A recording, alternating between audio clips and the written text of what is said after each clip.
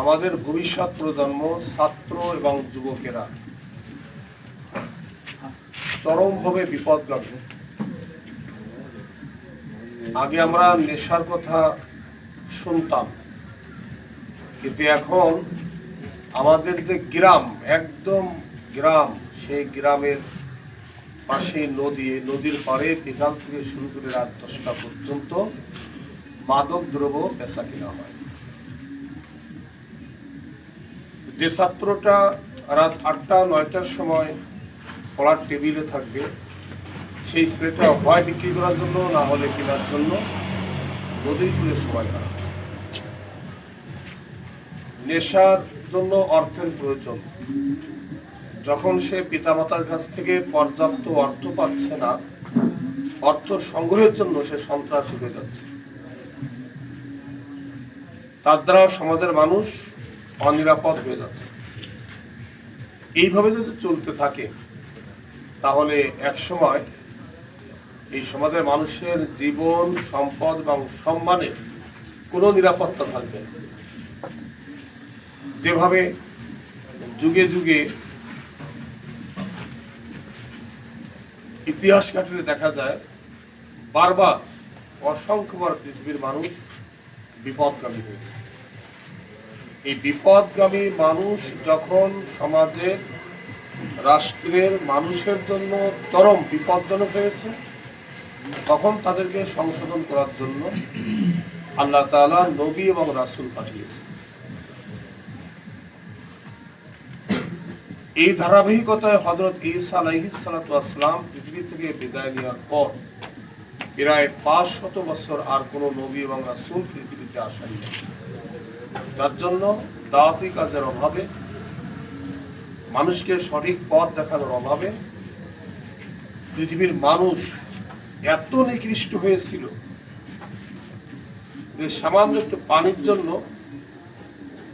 একটা লোক উঠে যাচ্ছে, মানুষ সর্বপ্রথম ওই মালিককে হত্যা করত, তারপরে উটকে হত্যা করত, তার ভিতরের থলি থেকে পানি বের করত। এত নিকৃষ্ট হয়ে গিয়েছিল মানুষ। যারা দুই একজন শান্তিকামী মানুষ ছিল, তারা সমাজে কোনোভাবেই টিকতে পারছিল না। এরকম একটা সময় হযরত মুহাম্মদ সাল্লাল্লাহু আলাইহি ওয়াসাল্লামকে আল্লাহ তাআলা পৃথিবীতে পাঠিয়েছেন। তিনি যে কর্মসূচি গ্রহণ করেছেন নবী হওয়ার পূর্বে, তার ভিতরে গুরুত্বপূর্ণ যেটা ছিল, উকাজ মেলাকে কেন্দ্র করে ভয়াবহ যুদ্ধ হয়, অসংখ্য মানুষ নিহত হয়, অসংখ্য শিশু এতিম হয়, অসংখ্য মায়ের বুক খালি হয়, লাশ এবং রক্তে দুর্গন্ধ সমাজে ছড়িয়ে পড়ে। এটি দেখে আল্লাহ রাসূল সাল্লাল্লাহু আলাইহি ওয়াসাল্লামের কোমল হৃদয় মারাত্মকভাবে ব্যথিত হয়। সমাজের মানুষকে এই যুদ্ধ থেকে, রক্তপাত থেকে, হানাহানি থেকে মুক্ত করার জন্য তিনি ওই সমাজের যুবকদেরকে বেছে নেন। এই যুবকদেরকে নিয়েই তিনি একটি সমিতি গঠন করেন। এখানে যাদেরকে তিনি চয়েস করেছেন, বেছে নিয়েছেন, তাদের মধ্যে কিছু বৈশিষ্ট্য ছিল। 1 নম্বরে তারা হবে শান্তিকামী। 2 নম্বর হলো তারা কোন প্রকার অর্থনৈতিক সুযোগ সুবিধা ছাড়াই শ্রম দিতে, সময় দিতে প্রস্তুত থাকবে। তারপরে তারা অলস হবে না, তারা হবে পরিশ্রমী। মানুষের কল্যাণে, সমাজের কল্যাণে তারা কাজ করবে। এই যে পরিশ্রমী, নিঃস্বার্থে কাজ করে, কর্মঠ যুবকদেরকে তিনি বেছে নিয়েছেন। ইতিহাস ঘাটলে দেখা যায়, যুগে যুগে প্রত্যেকটা মহৎ কাজেই সবচেয়ে বেশি ভালো ভূমিকা রেখেছে যুবকের। তা আজকে আমাদের যে সামাজিক বিপর্যয় সৃষ্টি হয়েছে, যে অবক্ষয় দেখা দিচ্ছে, এটা একসময় সত্যি সত্যি চরম পর্যায়ে পৌঁছে যাবে। হতে পারে যে আমাদের এই ইমাম সাহেব ব্যাংকের থেকে বেতন তুলে সোনালী ব্যাংক থেকে দোতলায় নিচে নামতে নামতে আরেকজন এসে মানে সম্মানের সাথে নামাজ চলতেছে না, আপনি ভাগ দিয়ে যান। এরকম পৃথিবীতে অনেকগুলো রাষ্ট্র আছে, হাইতি নামে একটা রাষ্ট্র আছে। তারপরে আপনার হাইতিতে একটা টাকা 10 বার চিনতে, আমার কাছ থেকে নিয়ে গেছে কুতুব সাহেব, কুতুবী সাহেবকে কাছে নিয়ে গেছে হাতনাথ সাহেব। এইভাবে মানে আমার কাছে চিন্তা করে সে বাড়িতে যাচ্ছে, আমরা চিন্তা করি এটা একদিনও হয়নি। এটা হয়েছে তখন এই বিপর্যয় শুরু হয়েছে, তখন সমাজের যারা দায়িত্বশীল ব্যক্তি, অভিভাবক, যারা ইমাম সাহেব, যারা মেম্বার চেয়ারম্যান, তারা চোখ বন্ধ করে এগুলোকে গুরুত্ব দেয়। যখন তারা বুঝতে পারছে তখন আর করার কিছু নেই, কারণ ওদের শক্তি বেশি হয়ে গেছে। আপনি আজকে টাকা নেই মোহাম্মদপুরে, এই লোহাগড়ায়, আলফাডাঙ্গায়, কাশিয়ানি, আমার অনেক জায়গায় চলতে হয়। এই যে হাজারো অকামের সাথে যারা জড়িত, ওদের কিন্তু দল বর্তমানে অনেক বড়, তারা অনেক শক্তিশালী।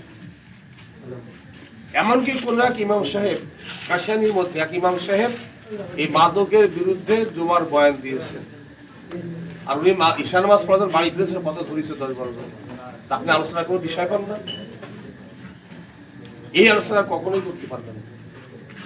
এই যে রমজানের মাত্র এক মাসের মতো আগের ঘটনা, ইমাম সাহেবকে হুমকি দিচ্ছেন আপনি এই আলোচনা করতে পারবেন না, অথচ মাদক তো আলোচনা কোরআনের আয়াতে হারাম করেছে। যেটা কোরআনের আয়াতে আল্লাহ হারাম করেছেন সেটা ইমাম সাহেব বলতে পারবে না?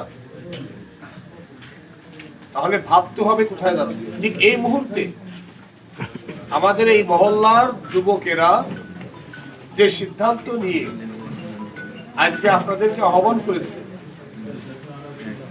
এই সিদ্ধান্তটাই নবিয়ানা সিদ্ধান্ত। এই সিদ্ধান্তটাই যুগে যুগে যারা মহামানব তাদের সিদ্ধান্ত। এই সিদ্ধান্তটাই যুগে যুগে যারা সমাজ সংস্কারক তাদের সিদ্ধান্ত। আমরা অত্যন্ত আনন্দিত যে এই অবক্ষয়ের যুগে আমাদের ছাত্র যুবকেরা একটা লক্ষ্য উদ্দেশ্য নিয়ে এখানে সমবেত হয়েছে। এখন তাদের যে কাজ, 1 নম্বর হলো তাদেরকে সংগঠিত হতে হবে। একা একা কোনো মহৎ কাজ আমাদের সমাজ রাষ্ট্রে করা যায় না, তা সংগঠিত হতে হলে একটা পতাকা তলে আসতে হবে। সেজন্যই একটা সংগঠনের দরকার, নাকি? সেজন্য একটা সংগঠনের দরকার। কারণ সংগঠনের পরিস্থিতির জন্য একটা নামের দরকার। এই নামটা শ্রুতি মধুর হবে, অর্থবহ হবে, সুন্দর হবে, এরকম একটা নাম 1 নম্বরে চয়েস করতে হবে। 2 নম্বরে এই সংগঠনের অধীনে কাজ করার জন্য কমিটি থাকতে হবে।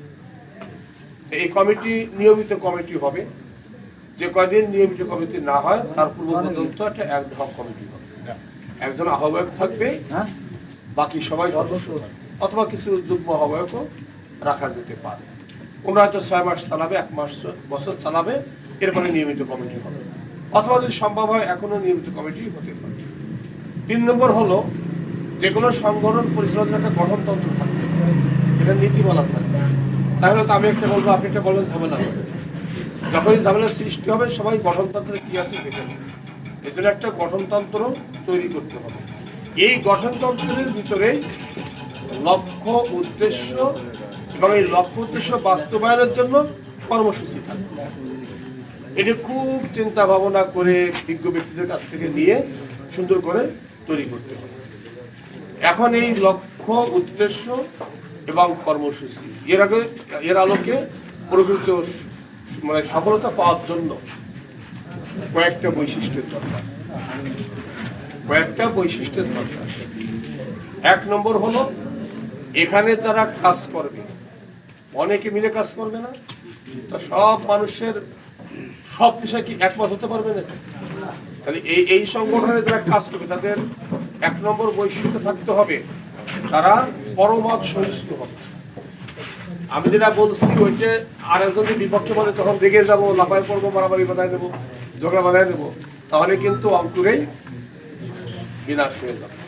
এই জন্য অন্যের মতকে মেনে নেওয়ার মতো, শ্রদ্ধা করার মতো মানসিকতা থাকতে হবে 1 নম্বর।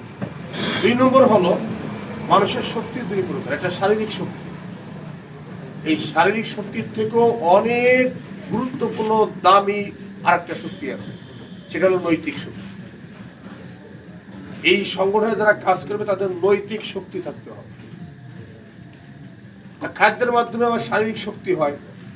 নৈতিক শক্তি কোথা থেকে আসবে? নৈতিক শক্তি আসবে নামাজ থেকে। কিসের মাধ্যমে? নামাজের। এই জন্য এই সংগঠন যারা কাজ করবে তাদেরকে নামাজি হতে হবে। বেনামাজির কখনো নৈতিক শক্তি সুদৃঢ় হতে পারে না, একদম চ্যালেঞ্জ, কখনোই পারে না। পৃথিবীর অনেক বড় গুরুত্বপূর্ণ পদে ট্রাম্প আছে, কিন্তু তার নৈতিক শক্তি নেই। তার জন্য তার দ্বারা পৃথিবীর যত কল্যাণ হওয়ার সম্ভাবনা আছে, তা না হয়ে কি হচ্ছে? ক্ষতি হচ্ছে। এটা আমাদের কথা না, তার দেশেরই কথা। দেখুন, অন্তত 5 লক্ষ মানুষ তার বিরুদ্ধে তার দেশে কি করছে? মিছিল দিয়েছে, তার বিপক্ষে মিছিল দিয়েছে, সারা পৃথিবী তার পক্ষে মিছিল দিয়েছে। তাহলে নৈতিক শক্তি থাকতে হবে এই সদস্যদের। নৈতিক শক্তি নামাজের মাধ্যমে আসতে হবে। 3 নম্বর হলো তাদেরকে বুদ্ধিবৃত্তিক ও প্রজ্ঞার অধিকারী হতে হবে। প্রজ্ঞা কোথা থেকে আসবে? জ্ঞান অর্জন থেকে আসবে। এই জ্ঞান অর্জনের মূল ভিত্তি থাকবে কোরআন হাদিস। কোরআন হাদিস সহ আরো কোরআন হাদিস দর্শনের জ্ঞান থাকবে। এই জ্ঞান অর্জনের জন্য প্রতি মাসে একবার না হলেও অন্তত 2 মাস অন্তর বা 3 মাস অন্তর এই সব সদস্যরা মাগরিব থেকে ঈশা পর্যন্ত, হয়তো 2 মাস অন্তর একবার এই মসজিদে বসবেন। ওলিউল্লাহ সাহেবের মতো বিজ্ঞ ব্যক্তিরা এসে তাদেরকে শিক্ষা দেবে। এই শিক্ষা দিতে